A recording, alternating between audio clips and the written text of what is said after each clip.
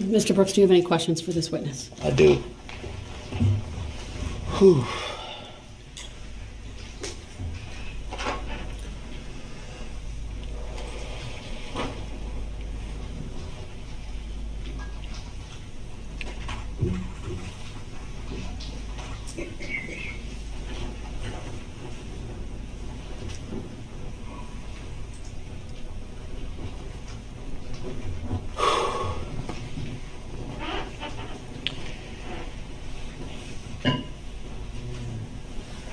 I apologize. I just needed a quick second.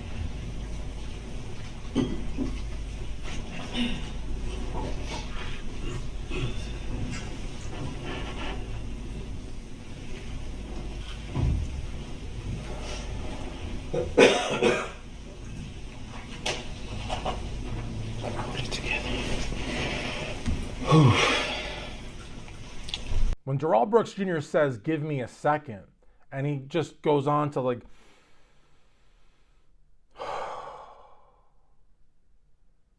come on, man, get it together. And then the victim, now mind you that the victim, the witness, is a victim. And he saw someone very near and dear to his heart get hit by Darrell Brooks Jr. and literally come off of the hood of his car dead.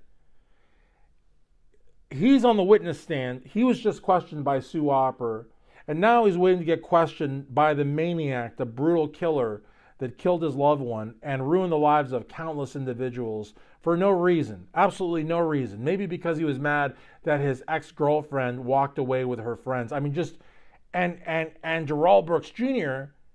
is, sighing and dabbing at his eyes, and he's not crying. He's like, it seems, if I didn't know any better, that he was trying to be the victim, that he felt on some level like he was the victim. Because remember that all throughout the trial, he said, now you're going to see the truth. Now you're going to see there's two sides, he would say. And I just got to tell you, I really don't want to talk too much about Darrell Brooks Jr. here on Sight Sounds Flavors on YouTube. But it's been a minute since I've done it. And I got this really cool clip from a viewer. And so I figured, well, let me go ahead and just address this, because I don't think that this topic has been addressed here on Sight Sounds Flavors on YouTube, sightsoundsflavors.com. So to me, it's just Darrell Brooks Jr. being Darrell Brooks Jr. Just being cold and callous and just, doesn't really care about anybody but himself. But to just, go through all that, breathing and sighing and covering his face and, grabbing his chin and looking up and just whole bunch of crap, and why the judge would allow that is beyond me. The guy that asked for the death penalty in Florida that I like to mention a lot, what's his name? DiLorenzo, I think his name is DiLorenzo. He addressed the court and said, that he wanted an opportunity to speak, and he said it would be about 5 minutes, and the judge there was a real hard ass, a real hardliner, and I love that guy. He was like, well, we will see if we can actually give you that much time. But right here, Darrell Brooks Jr. spent a minute, not a couple of seconds, a minute, it felt like, just sighing and gasping and just, again, I give the judge a 97. I always have. I've never changed my score. Some people give her 100. Some people give her in the 60s. I think, look, the end result was the right result. He hasn't been able to get a successful appeal. But at the same time, I feel that he was allowed to really get away with a lot more than any other trial would have allowed. Wade Wilson didn't, well, first of all, Wade Wilson had the sense not to fire his own lawyers. But at the same time, I mean, he's a monster. But Wade Wilson wasn't allowed to delay the process the way that Darrell Brooks Jr. was. This guy that I just mentioned, I forgot his name again. The guy that I just mentioned, he actually represented himself. He didn't delay the process. DiLorenzo, he didn't delay the process like Darrell Brooks Jr. did, even though he had his own little agenda. And I don't think he was really remorseful. He was just like, I'm going to die. Let me at least die, on death row and have better conditions than mainline or whatever. But not only did they not delay the process, they weren't allowed to delay the process. But I feel like Darrell Brooks Jr., Judge Dorow constantly, asking him 1 time and 2 times and 3 times and 4 times. I might actually put the outro to this video. It'll be Judge Dorow trying to get Darrell Brooks Jr. to face the camera, to get off of the table. And she asks not once, not twice, not three. She asks like 4 times. And she has the sheriffs bring him the headphones. He's already in the other courtroom. And it's just it's hard to, I would think as a victim, even though the verdicts came out right, the sentence came out right, I would think that to watch all of that would be incredibly, outrageous, because this is the prisoner. Every time that Judge Dorow sent him away, it was, in my opinion, as if she had lost, because she was saying, I can't control you. I can't proceed with you here. I'm going to send you to their courtroom. And that punishment actually became something that he would request from time to time. He'd be like, Your Honor, send me to their courtroom. I'm not happy here. So it goes to show you how he played Judge Dorow. Because if he had stayed in the original courtroom, because look, I think putting him on CCTV is a loss. Sending him to another courtroom is a loss.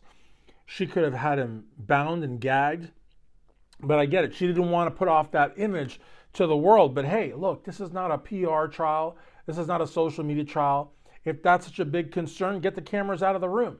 But you don't send the guy to another courtroom, and you can hear him yelling down the hall. And the deputies, the sheriffs, they know how to deal with them.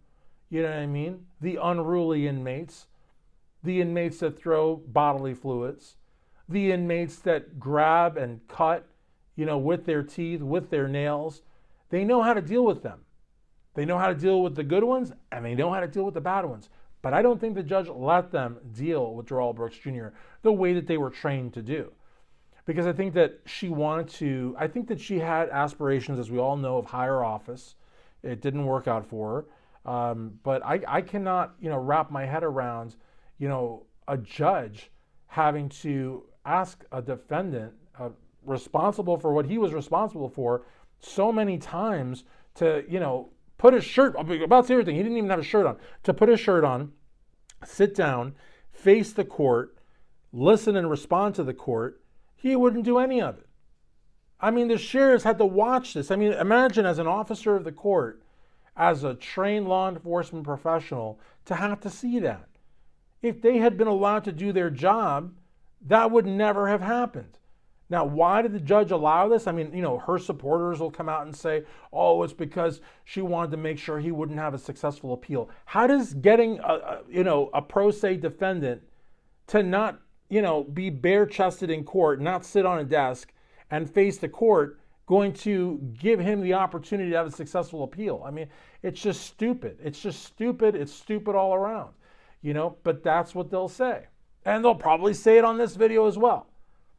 So, I don't really, and the thing is, when I do these videos, if you look at the last few releases I've had for Sight Sounds Flavors, I'm talking about Rat, a 1980s, 90s rock band going to the Hall of Fame. I'm talking about my various trips throughout Kentucky. I'm talking about my trips to Dominican Republic and El Salvador and Costa Rica. I don't like talking about this case. I mean, I know that you guys really enjoy it, and I know I'm probably going to get, 1,000 views off of this and maybe 100 comments, which is great. It was good for the channel, but it's not always what's good for the goose is good for the gander. To be honest with you, I actually hate talking about this trial. I will talk about it at Truth TV, which is a channel that's all about the trials and other trials.